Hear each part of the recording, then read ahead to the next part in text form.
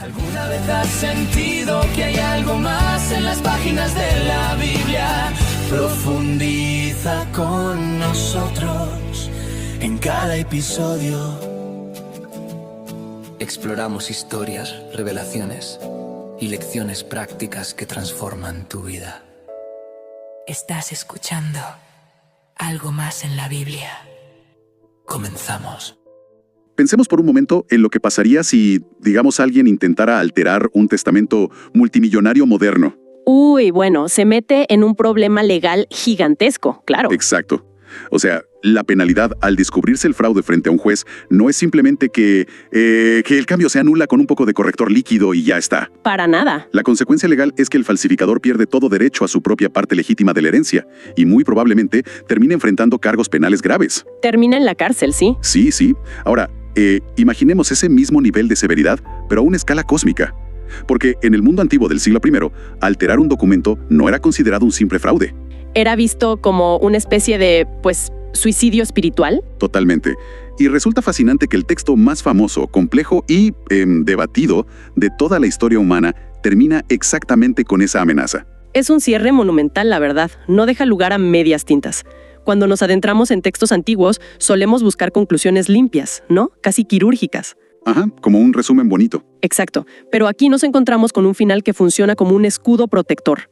Para quienes buscan entender cómo se construían y blindaban los documentos en la antigüedad, este pasaje es verdaderamente una clase magistral. Absolutamente. O sea, las palabras finales de este texto redefinen, anclan y protegen absolutamente todo el mensaje que las precede. Y por eso mismo, la misión de hoy, en este análisis a fondo, es llevar a cabo un análisis detallado y minucioso de esos últimos 4 versículos del libro del Apocalipsis. Que son clave. Sí. Específicamente, estamos hablando del capítulo 22, los versículos del 18 al 21. Porque la pregunta central que surge al revisar las fuentes es... ¿Cómo se concluye algo tan intenso? Exacto. ¿Cómo concluyes un libro que ha estado lleno de dragones de 7 cabezas, bestias, sellos rotos y, plagas apocalípticas? Es un desafío literario. Y yendo un paso más allá, ¿cómo concluye toda esa inmensa biblioteca histórica de 66 libros que hoy llamamos la Biblia? Bueno, es una transición literaria y teológica asombrosa. Estos 4 versículos finales funcionan en conjunto como una especie de, digamos, triple sello divino. Un triple sello. A ver, desglosémoslo. Primero, tenemos una advertencia judicial asombrosamente severa. Luego, una promesa escatológica profunda sobre el futuro. Y finalmente, cierra con una bendición pastoral. O sea, pasemos de lo cósmico, de visiones de ciudades celestiales descendiendo, a algo súper inmediato y terrenal. Exactamente. Es un aterrizaje forzoso, pero necesario. Bien, vamos a desempacar esto desde el principio, porque el contexto histórico aquí lo es absolutamente todo. Para situar un poco el escenario a quienes nos escuchan, estamos hablando de los años 90 o 95 después de Cristo. Fines del primer siglo. Así es. Y el autor, el apóstol Juan, no está escribiendo esto desde la comodidad de un estudio con una taza de té al lado. No, para nada. Estaba en condiciones terribles. Está exiliado, en una isla rocosa y súper árida llamada Patmos, en medio del mar Egeo. Y no está ahí por casualidad. Todo esto ocurre durante la persecución del emperador romano Domiciano. Y ese detalle es vital, ¿eh? La adoración al emperador en esa época no era solo una cuestión de preferencia religiosa, ¿sabes? Era un deber cívico y patriótico. O sea, ¿era la ley? Era la ley. El culto imperial exigía que los ciudadanos declararan públicamente «El César es el Señor». ¡Wow! Sí, y los cristianos, al insistir en que solo Jesús era el Señor, cometían lo que Roma consideraba alta traición. Era una crisis literal de vida o muerte. Una presión inmensa. Inmensa. Las iglesias en Asia Menor, a las que va dirigido este texto originalmente, enfrentaban ruina económica, aislamiento social y, en muchos casos, la ejecución. Entonces estamos hablando de literatura de resistencia en su forma más pura y dura. Y el mensaje arranca, en los versículos 18 y 19, con esa sala de tribunal terrenal que mencionábamos antes. La advertencia judicial. Sí. La voz profética declara a todo el que escuche las palabras de ese libro, que si alguien añade algo, Dios le añadirá las plagas descritas en el texto. Y si alguien quita alguna palabra, Dios le quitará su parte del árbol de la vida y de la ciudad santa. Es un ultimátum brutal. O sea, ¿no hay zona gris ahí? Ninguna. Y fíjate, lo fascinante aquí es que la elección de las palabras no es accidental. En el griego original, la frase que se traduce como declaro solemnemente o testifico es martiro. De ahí viene la palabra mártir. De ahí viene, sí. Es la raíz de mártir. En el contexto grecorromano, esto no era una simple nota al pie del editor. Era un testimonio solemne jurado ante una corte. Tenía peso legal real. Muchísimo. Hay que entender que, en el siglo I, copiar textos a mano era la norma. Era una práctica increíblemente común, que copistas, herejes o incluso oponentes políticos añadieran o quitaran cláusulas a testamentos, a contratos comerciales o a decretos reales. Claro, para manipularlos a su favor. Exacto. Así que Juan está levantando un muro legal gigantesco alrededor de su pergamino. Y el castigo para quien intente saltar ese muro es lo que las fuentes describen como lex talionis, ¿no? La famosa ley del talión. Ojo por ojo. Ojo por ojo, pero a nivel literario, que me parece una locura. Es una justicia perfectamente simétrica. Si alguien añade al texto, la palabra griega creo que es epicé, Sí, epicí. se le añadirán las plagas del libro. Y no son plagas menores. El texto ha venido hablando de, ríos convirtiéndose en sangre, estrellas cayendo, oscuridad total. Sí, es destrucción cósmica. Y por el otro lado, si alguien quita o suprime, que en griego es apelge, se le quitará su acceso al árbol de la vida, que es una referencia directa al Génesis, por cierto. Un círculo completo. Totalmente. Esta es una justicia que busca restaurar el equilibrio cósmico, un concepto muy arraigado en los antiguos tratados de vasallaje del Medio Oriente. La penalidad es proporcional a la ofensa. Básicamente, alteras la revelación y sufres las consecuencias de esa revelación. Exacto. Roba la esperanza de la comunidad corrompiendo su documento fundacional y pues pierdes tu propia esperanza. Volviendo a la analogía del testamento con la que empezamos, es perder tu propia herencia por falsificar el documento. Esa es la mejor forma de verlo. Pero, a ver, aquí es donde se pone realmente interesante y donde surge un problema histórico gigante al analizar las fuentes. Hay un detalle que parece no cuadrar del todo. A ver, dime. Juan estaba escribiendo un solo rollo de pergamino, un biblion, como se le llamaba. No estaba escribiendo, digamos, el último capítulo de la Biblia encuadernada en cuero con bordes dorados que conocemos hoy. Claro que no. En el año 95, el canon bíblico no estaba cerrado. De hecho, faltaban siglos para que se estableciera formalmente qué libros entraban y cuáles no. Entonces, mi pregunta es, al aplicar esta regla estricta de no añadir y quitar a toda la Biblia, ¿no se está forzando el texto? Es una excelente pregunta. Porque, irónicamente, ¿no es eso añadir un significado que el autor original no tenía en mente? Sí, y esa es sin duda una de las tensiones interpretativas más fascinantes de toda la historia de este texto. ¿Aplica solo al rollo del Apocalipsis o aplica a la biblioteca entera? Exacto. A lo largo de los siglos se han desarrollado diferentes formas de abordar este dilema, y es crucial entender la lógica detrás de ellas, ¿no?, para ver el panorama completo y ser objetivos. Claro, hay varias perspectivas. Así es. Por ejemplo, desde una perspectiva estrictamente académica o histórico-crítica, se argumenta que Juan estaba utilizando un recurso retórico muy común en la antigüedad dentro del género apocalíptico. O sea, un recurso simplemente para darle peso al texto frente a sus oyentes originales. Exacto. Los académicos señalan que Juan está haciendo un eco directo de textos fundacionales antiguos, específicamente del libro de Deuteronomio. Ah, claro, en el Antiguo Testamento. Sí, allí, siglos antes, Moisés advierte a los israelitas que no añadan ni quiten nada de la ley. Al usar esa misma fórmula, Juan está reclamando una autoridad inmensa. Se está poniendo al mismo nivel. Exactamente. Está diciendo implícitamente que las visiones que acaba de escribir tienen el mismo peso sagrado que la antigua Torá. Es una forma retórica de decir este rollo es intocable. Claro, lo ven como un escudo exclusivo para ese texto en particular.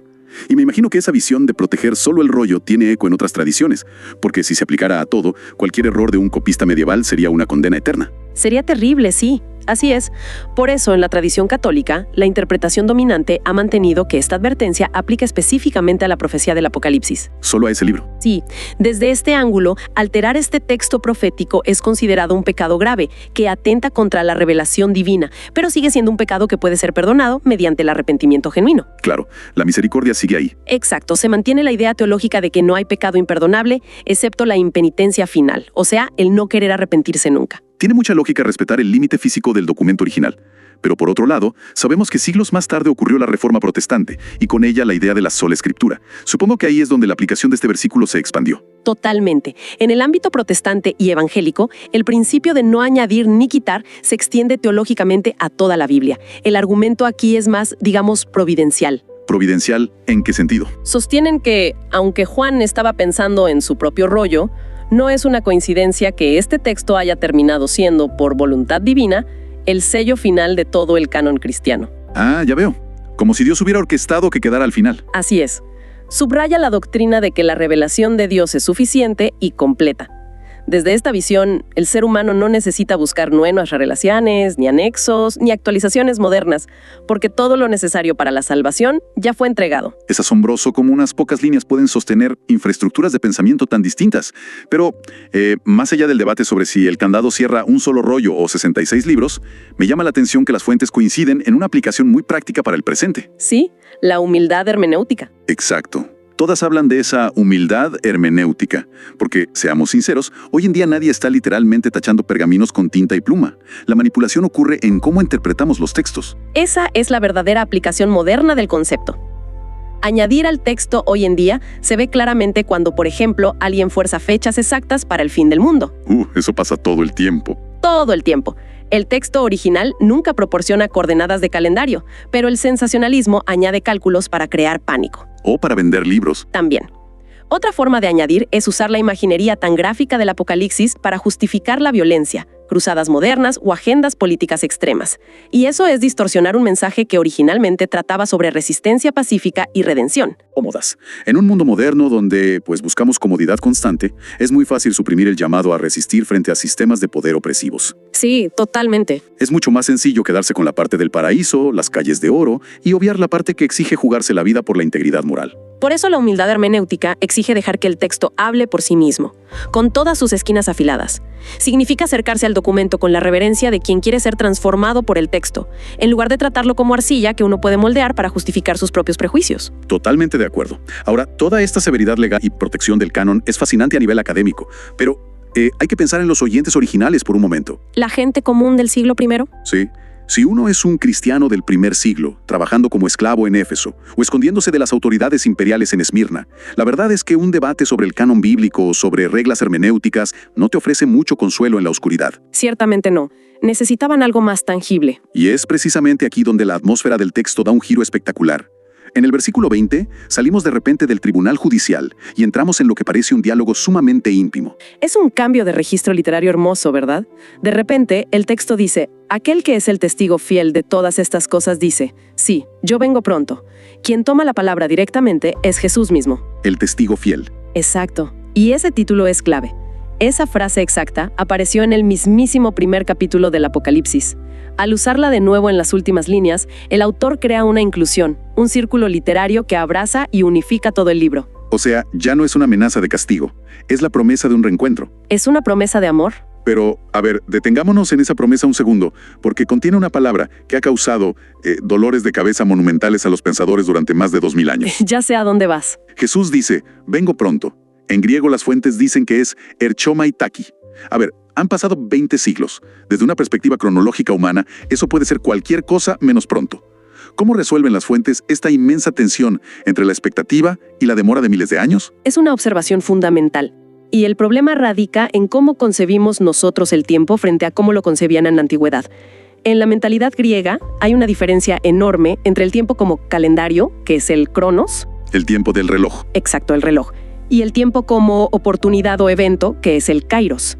La palabra tachi no implica que el evento ocurrirá el próximo martes a las 4 de la tarde. No es una fecha límite. No, implica una inminencia cualitativa, una rapidez de acción cuando llegue el momento. Imagínate la presión acumulada en una falla tectónica. Uy, buen ejemplo. Puede pasar mucho tiempo construyéndose, acumulando energía, pero el terremoto, cuando ocurre, es súbito e inmediato.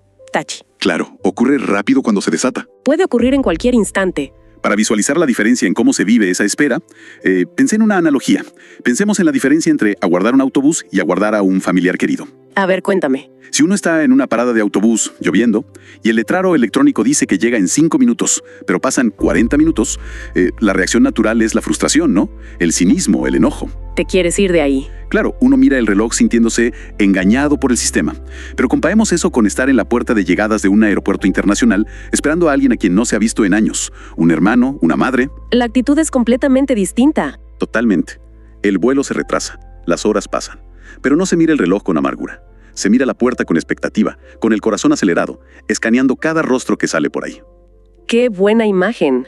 Y la comunidad cristiana en este texto, siento que no responde con la frustración de la parada de autobús. Responde con la emoción de la puerta de llegadas del aeropuerto.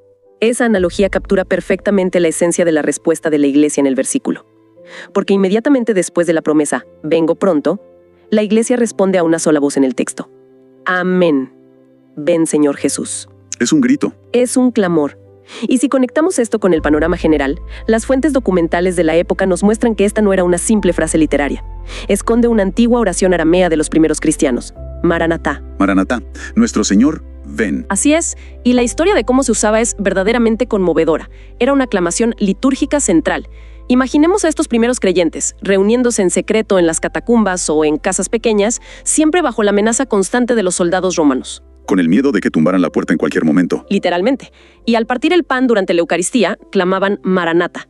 No era un suspiro de derrota, ni un escapismo pasivo deseando huir de un mundo en ruinas. No era decir, sácanos de aquí. No, era un acto de resistencia vibrante. Era comprometerse a vivir bajo el gobierno de un rey diferente, llamando a la justicia definitiva para que irrumpiera en su presente inmediato. Es un grito cargado de amor, no de terror. Y ese anhelo desesperado nos lleva directamente a la necesidad de sobrevivir el mientras tanto, porque están cansados, perseguidos, intentando mantener la esperanza viva en esa sala de espera gigantesca. Sobrevivir el día a día. ¿Cómo logran sostenerse?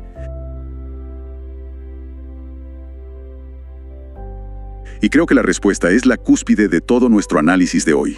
Se encuentra en la mismísima última palabra del versículo 21, y por extensión del libro entero y de toda la Biblia. Es el clímax literario y teológico absoluto. Y el contraste es, honestamente, para quedarse sin aliento. Reflexionemos sobre el contenido que ha dominado las páginas de este texto. Hemos hablado de estrellas cayendo sobre la tierra, mares envenenados, jinetes desatando guerras, advertencias severas, plagas. Castigos apocalípticos. Cualquiera esperaría que un libro así terminara con un golpe de martillo en el estrado de un juez dictando sentencia. Sería lo lógico. Pero no termina con un portazo, termina con un abrazo incondicional. Así es. La última palabra griega de todo el canon bíblico es charis, gracia. El texto reza: que la gracia del Señor Jesús sea con el pueblo santo de Dios. Charis. Charis, después de todo el fuego, del humo, de la sangre y de los juicios cósmicos, la última nota que resuena, la que perdura en el aire cuando el libro se cierra, es el favor inmerecido. Y si miramos la arquitectura de toda la Biblia, hay un paralelo histórico que es un verdadero cambio de paradigma. Si retrocedemos y revisamos cómo concluye el Antiguo Testamento en la tradición cristiana, específicamente el libro del profeta Malaquías, ¿cuál es el tono de esa conclusión en contraste? Bueno, el contraste es radical. Malaquías termina con una nota profundamente sombría. La última frase advierte sobre herir la tierra con una maldición, o cherem en hebreo. Cherem. Sí, un término que implica destrucción total si no se logra la reconciliación social y familiar. Termina con una maldición. Y luego, cientos de años de silencio profético. En un contraste que solo puede calificarse de magistral, el Nuevo Testamento, cerrando toda la gran narrativa bíblica, cambia esa palabra final de maldición por gracia. Es el contrapeso perfecto contra cualquier interpretación moderna que intente, reducir el Apocalipsis a un manual de terrorismo cósmico. O a un texto de venganza puramente punitiva. Exactamente. La gracia no es una postdata agregada a última hora porque el autor se sintió mal. Es el cimiento de todo. Es el único elemento que hace posible cumplir con las advertencias iniciales. Esta bendición pastoral al final de un texto tan turbulento tiene un propósito vital para la comunidad. ¿Cuál es ese propósito? Le recuerda a la comunidad perseguida y a cualquier persona que interactúe con el texto a lo largo de los siglos que la última palabra de lo divino hacia la humanidad no es la condena, es el don inmerecido. La gracia contextualiza todos los juicios y dragones previos dentro de un propósito redentor mucho más amplio y profundo. ¡Wow! Entonces, si intentamos sintetizar la magnitud de este texto, podemos ver que Apocalipsis 22, del 18 al 21, construye una especie de triángulo teológico que sostiene todo el edificio. Me gusta esa imagen del triángulo. Sí, fíjate, en un extremo tenemos la autoridad inalterable y soberana plasmada en esa advertencia judicial de no añadir ni quitar. En otro extremo tenemos la esperanza vibrante y activa de la Iglesia respondiendo al «vengo pronto». Y envolviendo todo, en la base de ese triángulo, tenemos el amor inmerecido, la charis, la gracia pura. Es un ecosistema completo de la experiencia humana y espiritual encapsulado en solo 4 versículos. Es impresionante. Y analizarlo desde esta profundidad nos empuja hacia un concepto final que las fuentes denominan escatología existencial. Escatología existencial. Suena a un cruce extraño entre filosofía moderna y teología antigua. ¿Cómo funciona eso en la práctica? Bueno, esto plantea una pregunta importante. Normalmente, cuando las personas leen visiones apocalípticas, piensan exclusivamente en el fin del universo material, el colapso de las estrellas, el fin de la historia lineal de la humanidad en un cataclismo. Lo de las películas de Hollywood, básicamente. Exacto, pero la escatología existencial sugiere algo mucho más íntimo y personal. Nos invita a interpretar esa inminencia, ese vengo pronto, no solamente como un reloj del fin de los tiempos cósmicos, sino como un recordatorio inevitable de nuestra propia mortalidad individual. Ah, claro. El fin del mundo a nivel estrictamente personal. Mi propio fin del mundo. Exactamente. La realidad es que el encuentro definitivo de cada individuo con su propia finitud, con la muerte y con el misterio de lo divino, puede ocurrir en cualquier instante.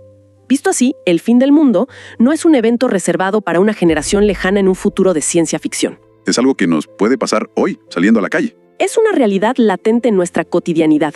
Y la gran pregunta que el texto deja flotando para reflexionar es, si asumimos que nuestra temporalidad es frágil y pende de un hilo, pero al mismo tiempo comprendemos que ese hilo está sostenido por la gracia, ¿cómo transforma eso la forma en que decidimos vivir el día de hoy? ¡Qué fuerte! ¿Cómo reordena nuestras prioridades económicas, nuestra forma de tratar a los demás, nuestra paciencia y nuestro coraje frente a las injusticias del presente? Es una forma brillante de tomar un pergamino de casi 2000 años de antigüedad y colocarlo justo en el centro de nuestra mesa hoy. Pasa de ser un enigma casi matemático para descifrar el futuro a convertirse en una ética vital para actuar en el presente. Y eso lo cambia todo. Lo cambia todo. Nos demuestra que, al raspar la superficie de los símbolos complejos, de las bestias y de los imperios malignos, casi siempre encontramos un mensaje profundamente humano sobre cómo mantener la valentía y la integridad cuando todo alrededor parece derrumbarse. Es, en última instancia, una invitación a caminar sobre la línea fina que une el máximo respeto por lo sagrado con la confianza absoluta en la misericordia. Sin lugar a dudas. Y creo que eso nos deja una perspectiva fascinante para seguir reflexionando por nuestra cuenta. La invitación permanente es mantener esa curiosidad despierta. Atreverse a explorar textos antiguos y densos sin permitir que el peso de sus metáforas nos intimide, no. Y buscar siempre ese núcleo de humanidad. Hay que escarbar un poco, pero siempre está ahí. Siempre está ahí. Recordando la idea con la que comenzamos. A veces ansiamos finales precisos, categorizables, como la radiografía perfecta de un hueso sano. Pero ocasionalmente, la historia te entrega un final turbio, lleno de advertencias severas y misterios de tiempos, que decide resolverse simplemente dejándote bajo el manto incomprensible de la gracia. La mejor conclusión posible. Y tal vez, solo tal vez, ese es el único tipo de resolución que realmente tiene sentido al final del día. Ha sido un placer desglosar todo esto de manera tan minuciosa. Hasta nuestro próximo análisis a fondo. Envíenos sus sugerencias y comentarios a nuestro correo electrónico ministerio@jesusislife.net. Este programa es una producción de Jesus is Life.